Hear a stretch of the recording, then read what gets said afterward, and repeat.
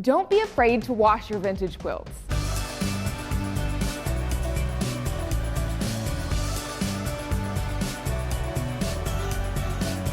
Hi, I'm Jenna, and today we are diving into vintage quilts and how to wash them, how to take care of them, how to repair them so that these guys can last generations to come. These are all vintage quilts that are mine that I have bought, and I have 3 vintage quilt tops and 2 fully quilted quilts. Let's take a look at the innards. They are all hand sewn, which is crazy. Not all of it actually. All the pieces are hand sewn, but all the rows are machine sewn. But this one is absolutely beautiful. This one is my favorite. I just want to show you. This one is more modern and bright. It's all hand pieced, absolutely gorgeous. I think this one is my favorite. I'm so excited for that one.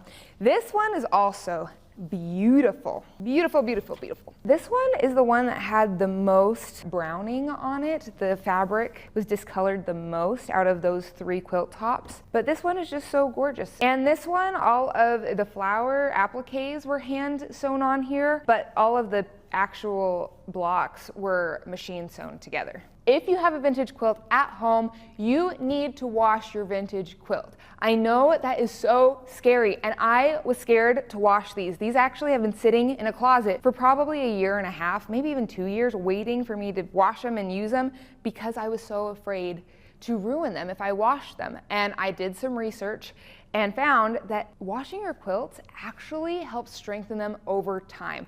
So there is a compound called lignin that is in plant-based materials. When it oxidizes, it causes things to turn brown or to yellow. So if you've seen old newspapers, old quilts, where they have that discoloration, that is because of the oxidation of lignin. Lignin. Say that a million times. It's kind of fun. Over time, lignin actually erodes your fabric and it causes it to weaken and break and become really brittle. So in order to make your quilts last longer, you actually need to wash them. Even if you think, my quilts aren't yellow yet, there's no lignin on there. Over time, that builds up and causes the fabric to erode a little bit quicker.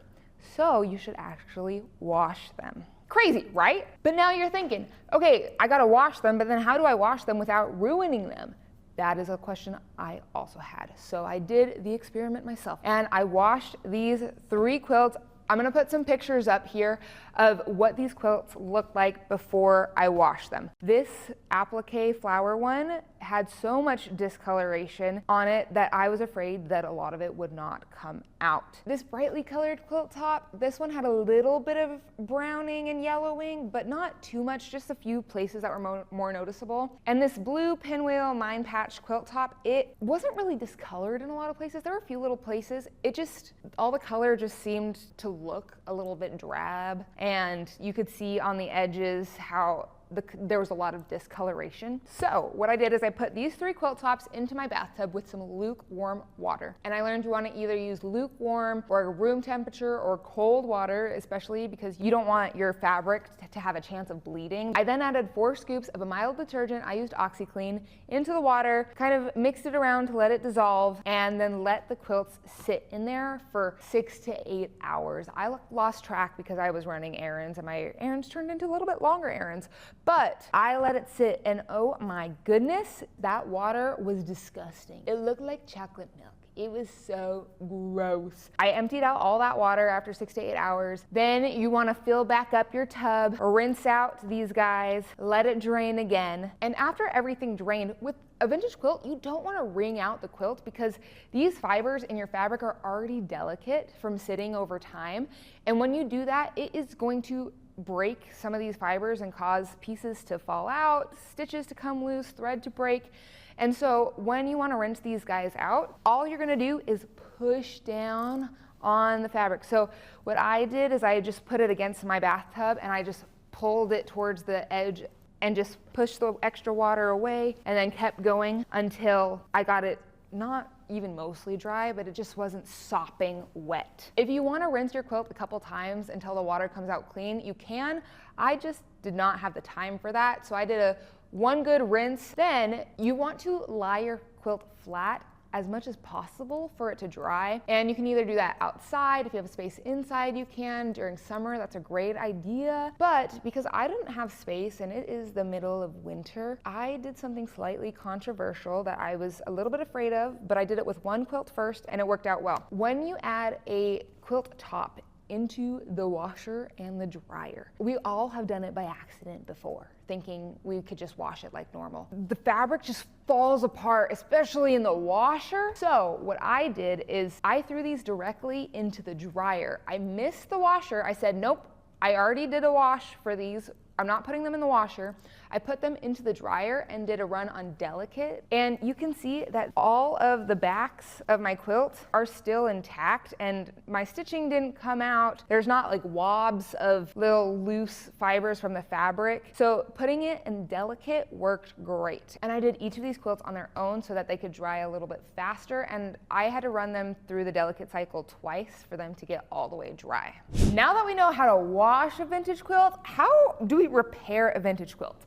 I'm going to show you 2 different ways you can repair a vintage quilt top. If you have a finished vintage quilt that is quilted and everything and need to repair some seams in it, we have an amazing tutorial on our YouTube channel. I'll link it up somewhere over here so that you can check that out for how to repair seams on a finished quilt. But for now, let's dive into how to repair seams on a vintage quilt top. And I want you to look at this guy right here. This fabric was just ripping at the seam. Like I barely touched it and it is just falling apart. And same right here, like you can see that it is just ripping apart so easily, which makes it nice for me not having to seam rip it, but it is just rough. So here is how we are gonna repair this section. And we have 2 half square triangles. For this seam, we're gonna have to replace whole parts of fabric, and so we need to first measure our seam. And this is why I love different sizes of square rulers. From the True Cut rulers, we have a square ruler bundle that has a 6.5, 9.5, and 12.5 inch square, and I love it. Today, because this is a tiny square, I'm using the 6.5 inch square just to measure everything and cut things to keep it nice and easy. And I'm just gonna measure this guy, and it looks like these half square triangles finish at 2.5 inches. And then to account for our seam allowance, we're just gonna add another 1/2 inch, so that will be 3 inches. So I need to cut a 3-inch square, and we're gonna cut it diagonally to account for these 2 different half square triangle pieces that we are gonna need to fix. And I was looking through my scrap fabric and I have this purple and this creamy color, and I'm thinking of doing the cream, like the peachy, just because on this quilt there are different peach fabrics that this one is slightly darker, but I think will blend in better than a dark purple. So I'm gonna cut out a 3-inch square and then cut it in half diagonally. Okay, now we are ready to put these together, except we have got to seam rip. This is one of my favorite tricks that you could not just do on a vintage quilt,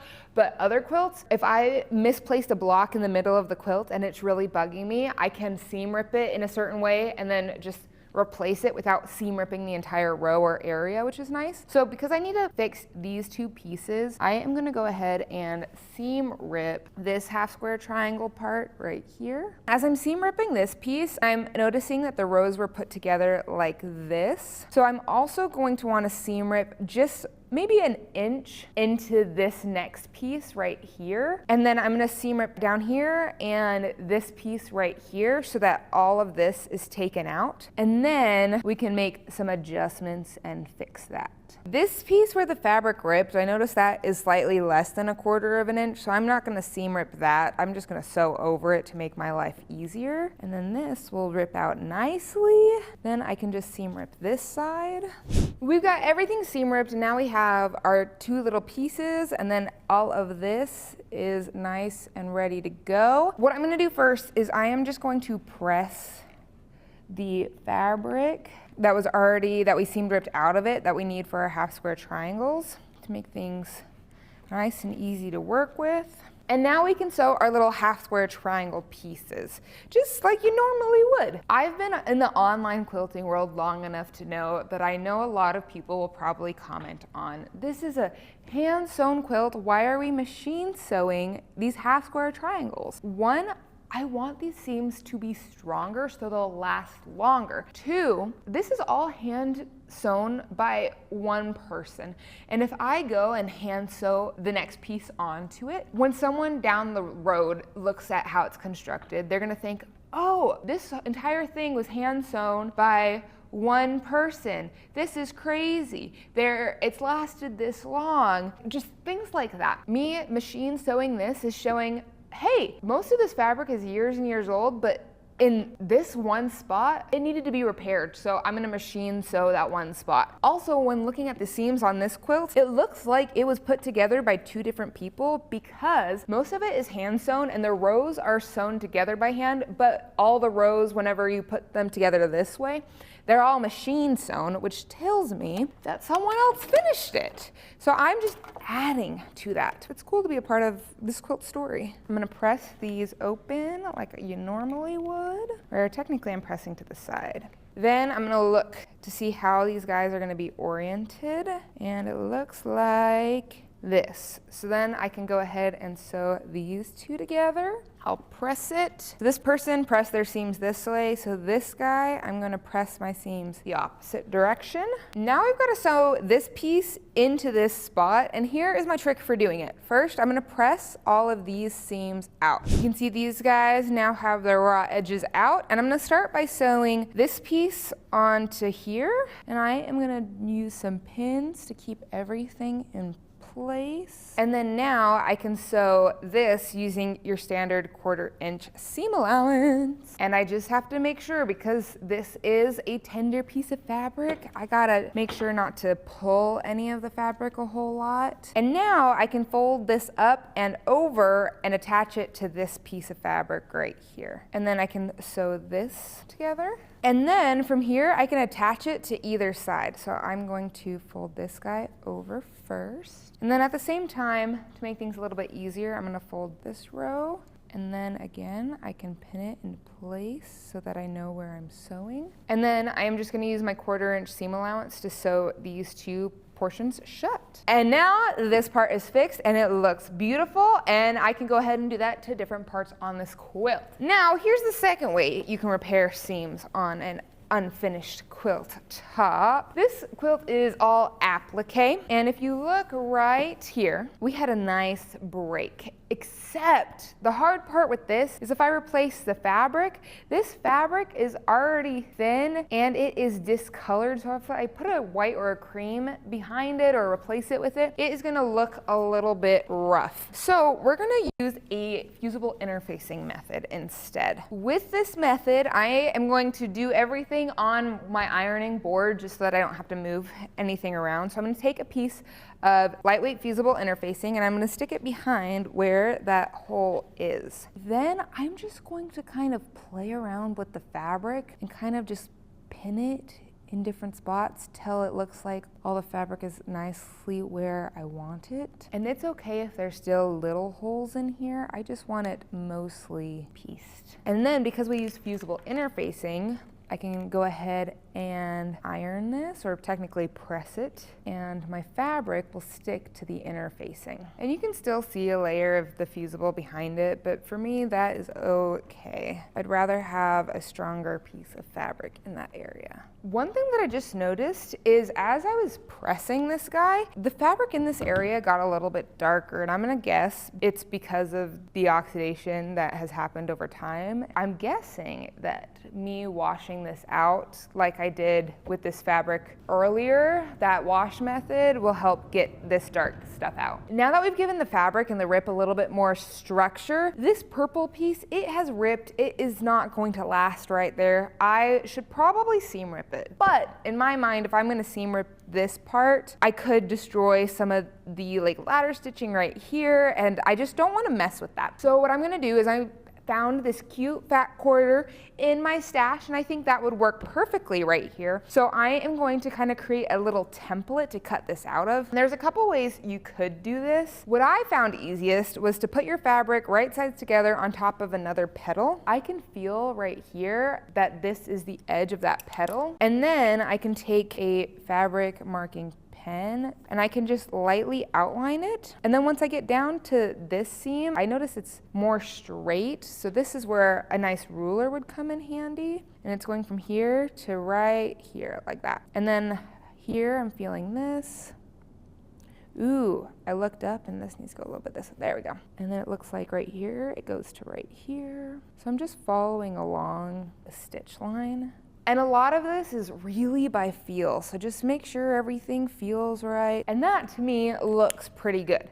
Then I can go ahead and rough cut this, and I get something that looks like this. And I rough cut it a little bit more than 1/4 inch around the edge to account for seam allowance. And for this, it looked like she did a form of turned applique, and turned applique can actually be a little bit tricky, especially trying to get everything lined up. So this is my trick for being able to iron it all in the right spot before you sew it down. So I'm gonna take a piece of paper, and I'm gonna do kind of the same process that we did again by putting my paper on top of my petal. I'm just gonna kind of mark where everything is. And if you use a thinner piece of paper, then it's easier to go by feel, but this is cardstock, and so it's just a little bit stiffer. And I'm just gonna cut this out as close to my marks as I can. I've got my petal, and I'm gonna put this guy in the middle of it. And now what I can do is I can take my iron and kind of press my seams over that edge. Once there's a nice crease, you can kind of take out the template and just crease it again. And if you notice there's a little extra fabric anywhere, you can just chop that off. Then I can just take my little guy out of it, give a nice press, another nice press technically. And then I can take this guy and I can overlap it right on top of where it needed to go. Ooh, this is gonna look so good, I can already tell. So I can just overlap it right where it needs to go. I can stick some pins in it, just so that everything is where I want it. And now my next step would be to do a ladder stitch to stitch everything down so that you can't see your stitching, and then do a blanket stitch to do that decorative part around the petal. And now let's get into our final way on how to repair vintage quilts. My last little tip comes for when you are quilting your quilt top. One, this quilt, you can see that the fabric is so thin and it's yellowing in a lot of areas. When I was putting the fabric just on regular batting, you could see the batting through it, and you could see all of the little pieces of the batting just because of how thin this fabric was. So to help give it a little bit of strength and to help just brighten up the quilt a little bit, I am layering a giant piece of white fabric on top. So I've got my quilt backing, my batting, and then I've got my white layer of fabric. Then when I go to put this guy onto my frame, the white back just kind of brightens everything up a bit. You can't see through to the batting and all the little pieces of the batting. And in the long run, the white fabric will help give this quilt a little bit of extra strength. The white fabric that the quilt was made out of is dingy, it's brittle. You could see from the piece earlier, it was breaking. And so if this quilt ever breaks in the future, you're not seeing the batting, and you could easily just stitch whatever broke to that white fabric behind it. So in the long run, this fabric may tear a little bit, and that's okay because you'll have an extra piece of fabric underneath the entire quilt to give it extra stability. Hopefully you feel a little bit more confident now to tackle your vintage quilts and quilt tops and getting those fixed and washed. If you have another topic that you want us to tackle on Quilt Fix, make sure to comment that down below so we can add it to the list. And thank you so much for hanging out with me, and I'll see you next time.